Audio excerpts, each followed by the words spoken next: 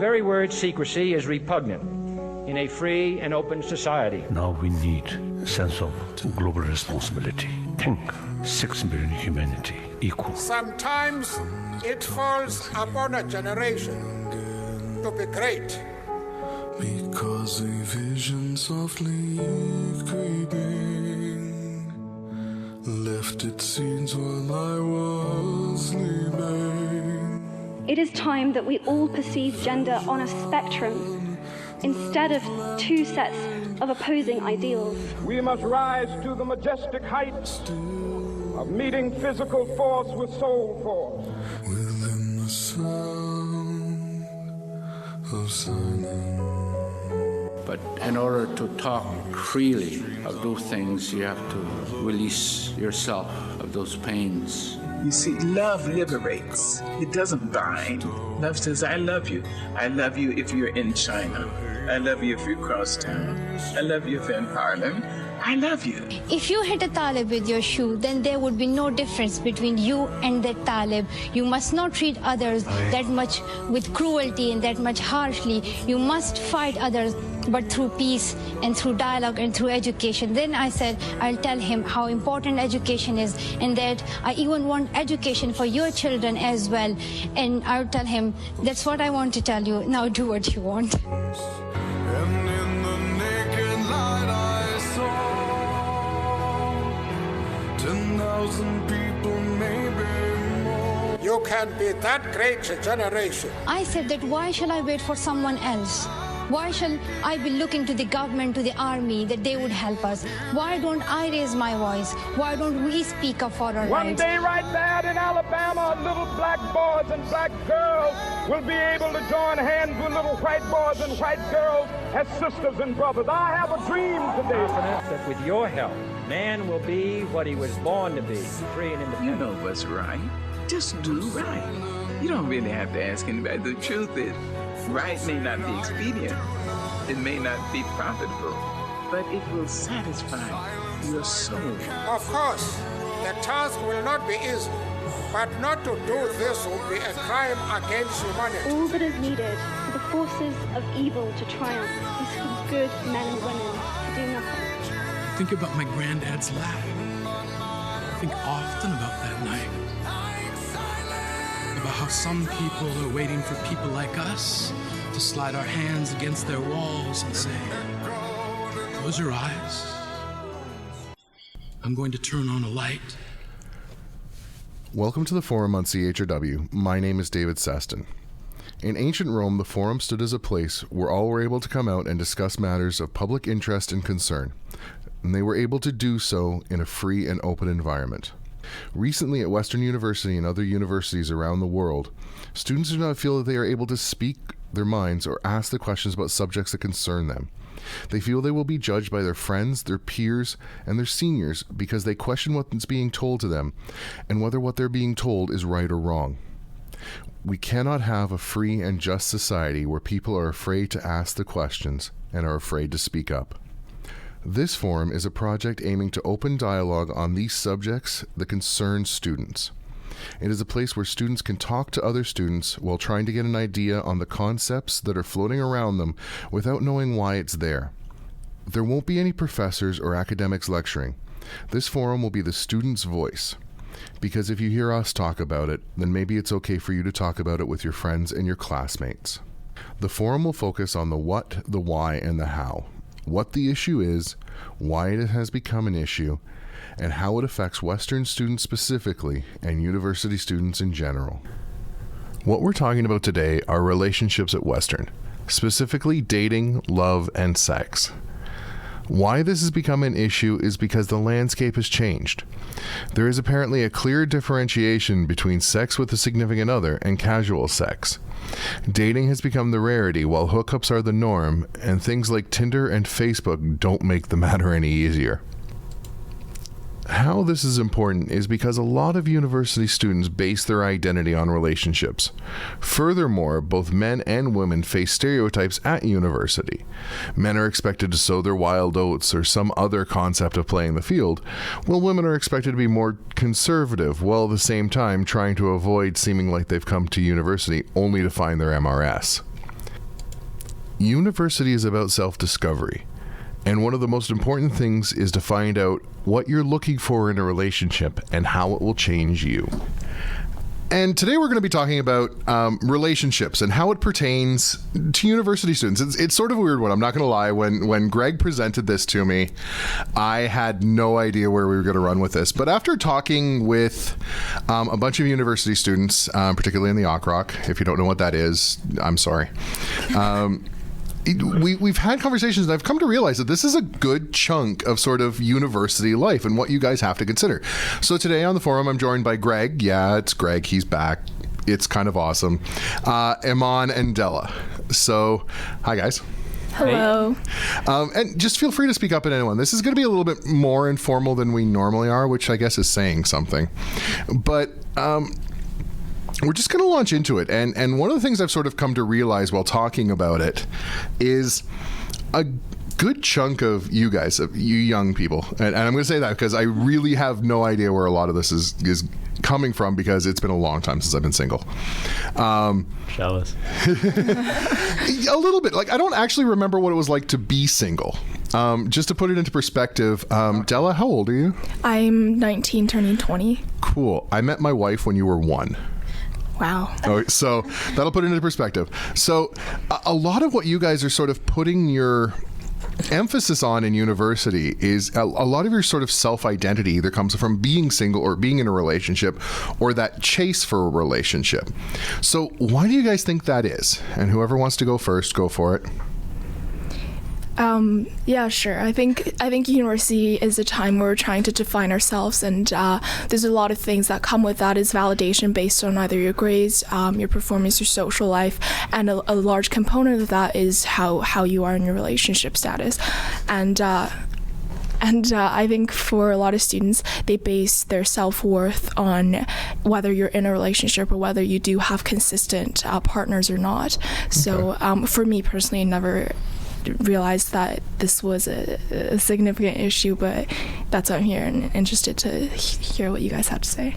I think it plays a lot into the life stage that you're at too in university. Coming out of high school, yes, people date in high school obviously, and that's a thing that happens, but there's always kind of the parental overtones there, and as free as some people can be in high school, there's always your parents kind of around. In university, it's your first kind of chance to test quote-unquote real adulthood and kind of doing that sort of stuff, and that kind of presents a new opportunity to explore intimate relationships in ways that you didn't really have them before. And in general, just at that stage in your life, that's when you can really focus more on kind of finding partners, whether that be for the time being or for the rest of your life. That's kind of a logical starting point to get that going.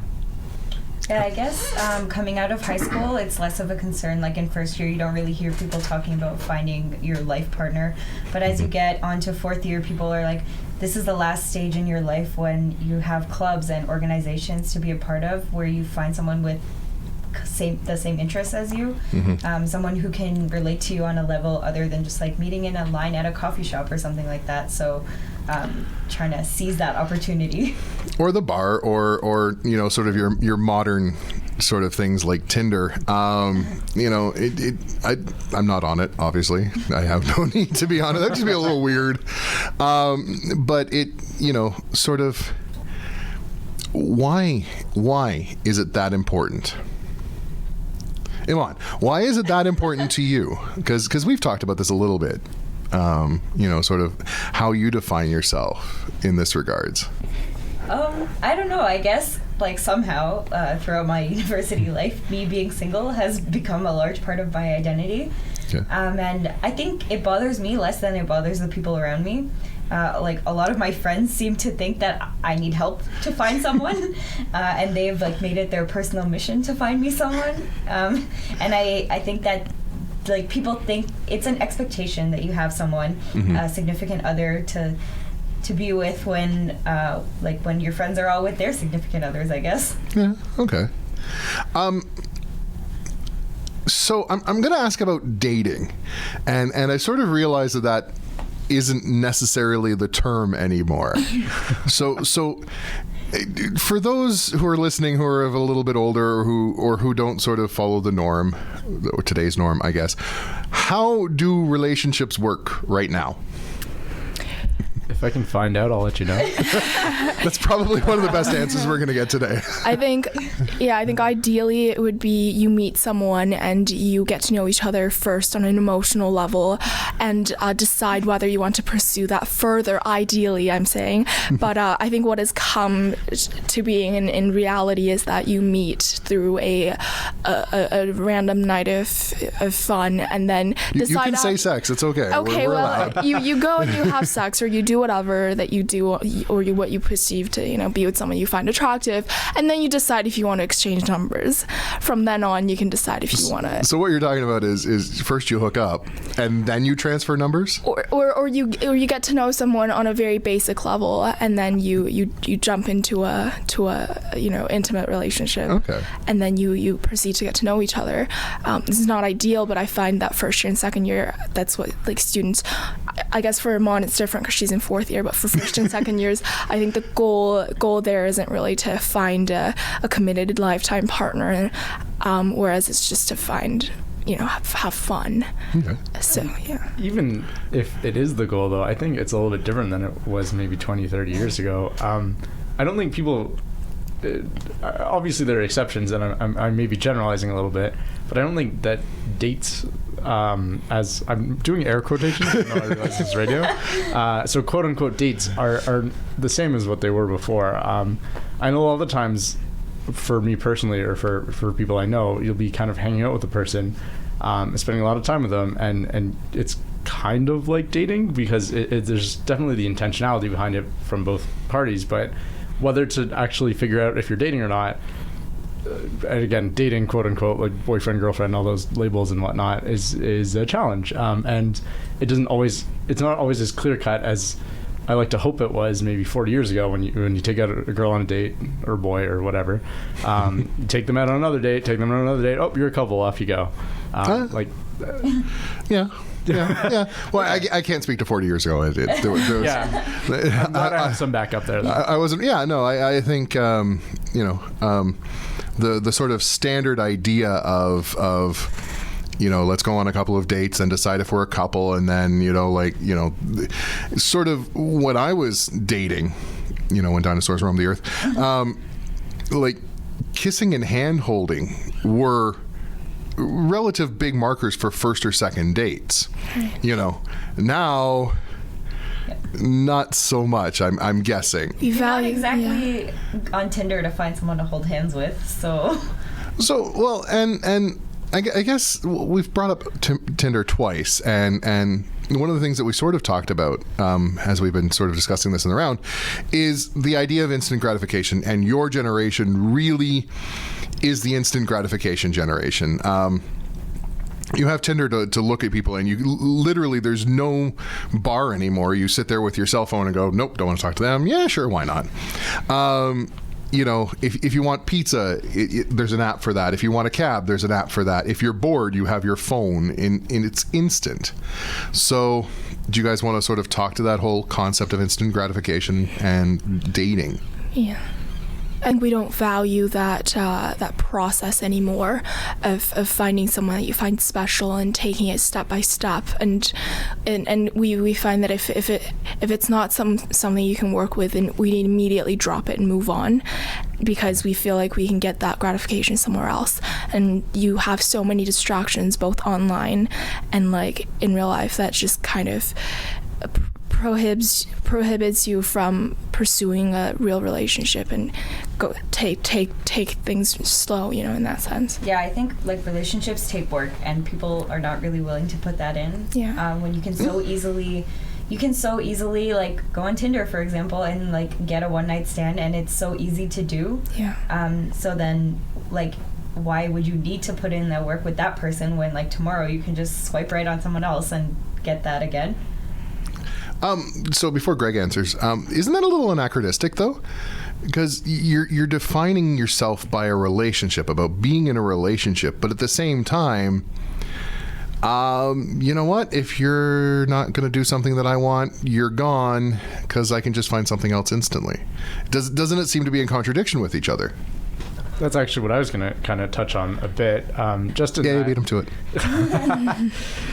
just in the sense that Tinder is one of those things that just kind of became a very common thing. It became almost a cultural norm for university culture, I guess.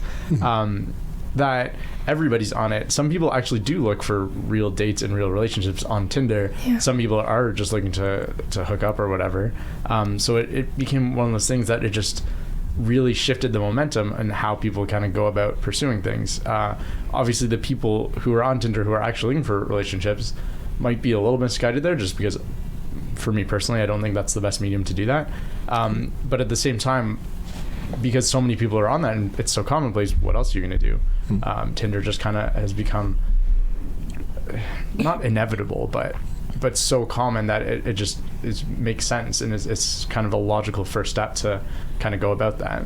Yeah, I think it allows you to avoid putting in the actual effort of going up to someone and saying hi, where you can text them hi and get a virtual relationship just through that. You know? Okay. How much information is available on Tinder? Like, face. Like, a photo. Is that it? No, there's a little blurb. So you can add a blurb about yourself, but if you don't choose to do that, then it's like a few pictures of yourself, your name, first name, and your age. Okay, so it's literally like your generation's equivalent of the bar. Yeah. Yeah, pretty much. Yeah. With less drinks being bought. Yeah. True. Probably. So.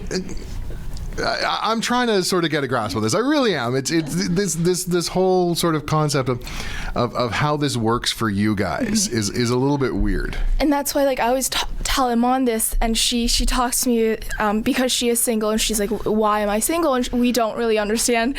And nobody understands why I'm on single. It's because everything is it's so much about looks nowadays. Because you have your Instagram, you have your your Facebook, you have your Tinder, and they're all the girls receive and guys receive their gratification from compliments based on their looks and how many likes you get. You don't get likes based on your personality in that sense. And I after so many sit down deep talks with him on, it's like, well, why hasn't someone sees that like true beauty in you? Because it's so easy to just get instant beauty through your physical aspects, but no one really tries to get to know you on a more personal level before judging you, because Tinder allows you to do that. 2 seconds, how are you supposed to judge if you're going to like a person for who they are in a photo and a little sarcastic blurb about yourself, right? It also removes all the consequence too. Exactly. I mean, to kind of go forward. What? Did someone of your generation just talk about consequences? What? Yeah, be still might be right there. But it's one of those things where you can swipe right to a person. Swipe right, is that right? Yeah. That's the good one? Yeah. So you can swipe right to a person saying like, yeah, you're interested based on their face or whatever.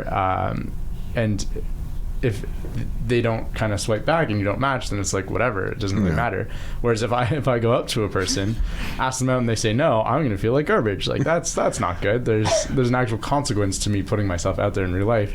Whereas on Tinder, I can just kind of swipe right till the cows come home, and pretty much I'll get some matches. Maybe I might not. Either way, I don't have that investment, and that's kind of the point.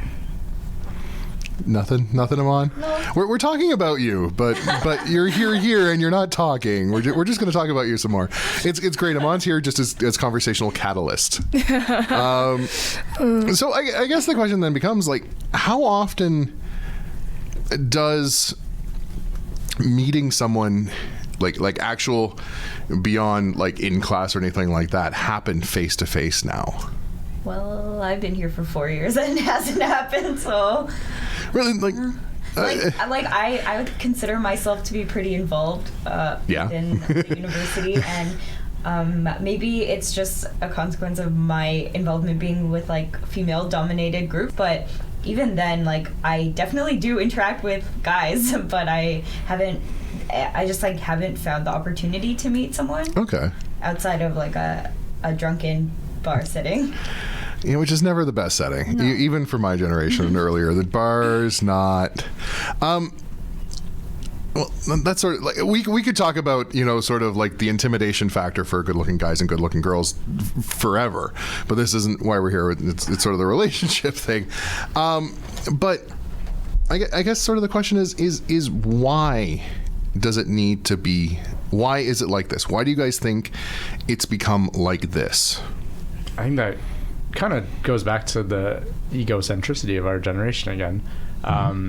We're so kind of coddled and almost protected that we don't want our egos to be bruised by getting shut down in person. So it's way easier to kind of just shift everything online to do it and not do it in person anymore. And so even though you can kind of meet people in person and that's not negated, it's just you're not as likely to, just because the kind of generational shift has moved it all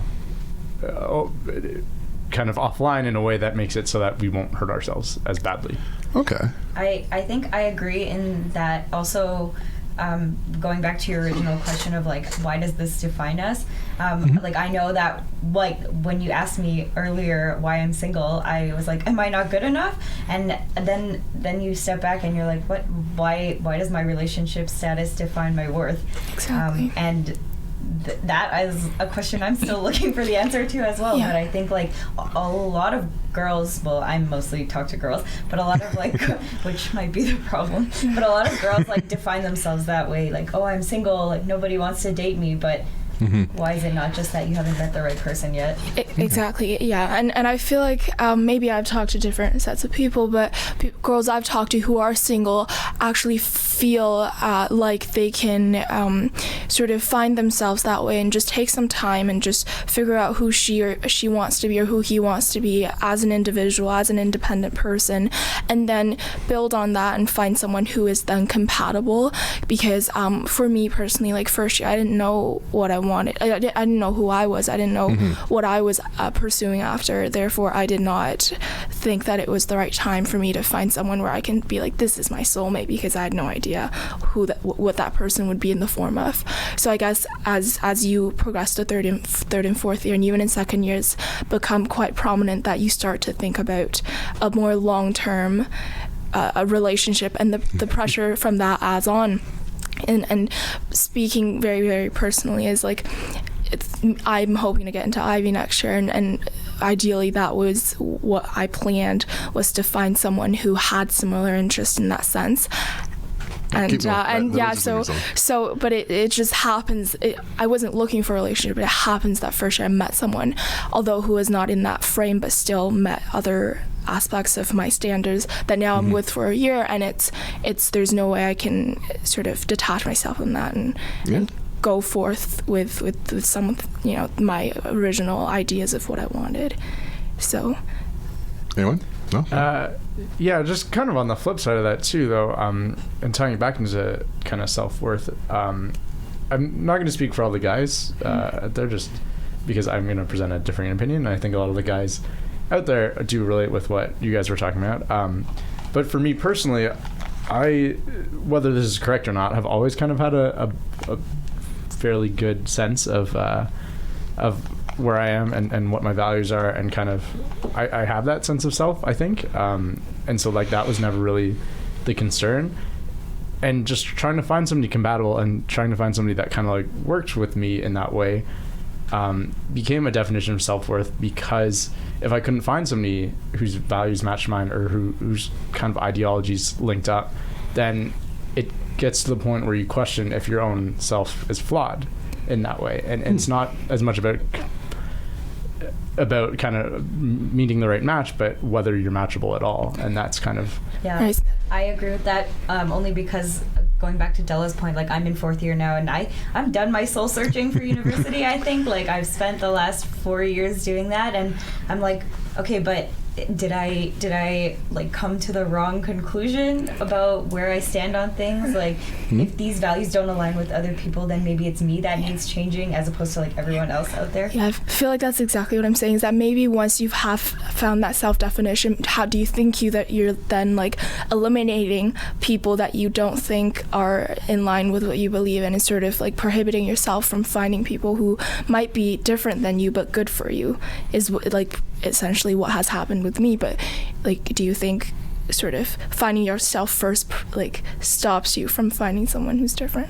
Well, maybe, because I think like sometimes, I mean, it's just natural, right? Like if you're talking in a group with people and someone says something that doesn't align with what you think, that your first thought is not going to be, oh wow, that person's really different from me, let me talk to them more. It's going to be, wow, that person's an idiot, I don't want to talk to them anymore. Right. So egocentricity. Yeah, so like you automatically put yourself as the correct moral ground and them as not. So I think that personally that has probably hindered me. And go ahead. No, this is all about you guys. This is gonna be quick, I promise. It kind of plays into, again, the egocentricity in that we're not willing to change with it as well. Yeah. A lot of the time, if you're just meeting somebody for the first time and they don't kind of match up in the way you want them to, you don't really want to engage in that because you don't want to change. And it's a degree of kind of meeting somebody that works out enough at first that you can kind of change each other and better yourselves that way. But that's kind of hard to admit to and hard to foresee if that initial kind of matchup doesn't really happen. And sorry. No, please go ahead. That's like the thing we talked about before this is why is there a 50% divorce rate? Is that our generation kind of doesn't really allow in the idea that we have to make compromises for our significant other, because it is a relationship is like a little small community, and so if you put yourself first, you kind of sacrifice the priorities of other people in your community. And so in university, because there's such a large pool of I guess, fish in the sea that well, at least at Western anyway. Yeah. So when you find an aspect of someone that you don't appreciate, there's always someone else who does have that. But we have to realize there's no one perfect person, right? You just find someone with qualities that sort of compromises yours, or with qualities that you can work with and then make him promises, right? But I think people like our generation really lacks that like willingness to make sacrifices for others. And I guess that sort of leads to just two questions, I guess, or two thoughts. One is, how much do you alter of yourself, or do you compromise? I hate that word, because when in relationships, you really shouldn't compromise. It's, you bend to each other a little bit. And that's just me anyway. But how much do you adjust of yourself to find a partner? And at the same time, how much do you look outside? How much do you think about looking outside of your initial view? It's okay. Just make noise. It's fine. It's not like we're just looking at your pretty face or anything. And that was Greg, by the way. But it's how much do you look outside of your initial ideas of a perfect partner? And I'll lead into that probably into the second half. But so how much of yourself do you adjust? I think that's like something that I personally struggled with, because it's like I don't want to lose myself in trying to find someone else. But then at the same time, I also don't want to be alone forever. So it's kind of like finding, like, you found what's important to you, but now find what your core personality is, and things that are kind of more dynamic, things that can like adjust based on who you're with, and I think those aspects are like willing to change. But there are some aspects for me personally of my like moral compass that I wouldn't change for someone, just because I feel like then I wouldn't be me anymore, and then what's the point of being with someone? Okay. Well, see, that's like, I'm with someone who's very different than me, and my initial fear was that I feel like I'm no longer myself, because when the person you love loves something, you then has the tendency to then appreciate that instead of what you initially believed in. And then slowly, I was talking to my roommate about this as well, is that really a bad thing? Because maybe that's the whole purpose of you being with someone really different, is that you get to explore different opinions, and you get to explore different things that you perhaps kind of denied yourself of, like things that you never actually considered were appreciable, but like or enticing to even think about. But then then when you meet someone who does bring in that point of view, it's kind of refreshing. So that fear sort of became an appreciation for that difference. And I am different now, but I think he's a part of like forming my identity in a way, and I'm allowing for that. Definitely. Yeah. And in a lot of ways, I think that's really the million-dollar question, because nobody really knows the perfect answer as to how much they should expect to change. You go into a relationship, you can imagine that you're going to change a bit of yourself and how you interact with this new person in an intimate way, but at the same time, you don't really know how. And it's all about kind of how you change each other as time goes on, as you get to know each other, as you get to love each other, and kind of play off each other like that. And you can't really foresee how that's going to happen until it happens. So in a lot of ways, you kind of go in as, I guess, fluid as you think you should be, and then you kind of grow with this person and really develop with each other, and you kind of alter your identities so that they I guess, complement each other a little better. Yeah, I guess just like where's the bottom line? Like the fear of sacrificing too much, and especially like as you age into like fourth year or even beyond, it's like, do you guys have the same views, or do you have to alter yourself so much that you have to change your entire like mindset and your goals just to still be with that person when you graduate?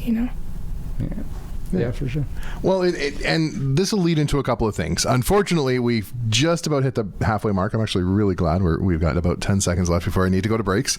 So we're gonna come back, and we're gonna be with Greg, Iman, and Della some more, and we'll be back right after these messages. Hi, my name is Bianca. I'm a first-year MIT student, and you're listening to CHRW.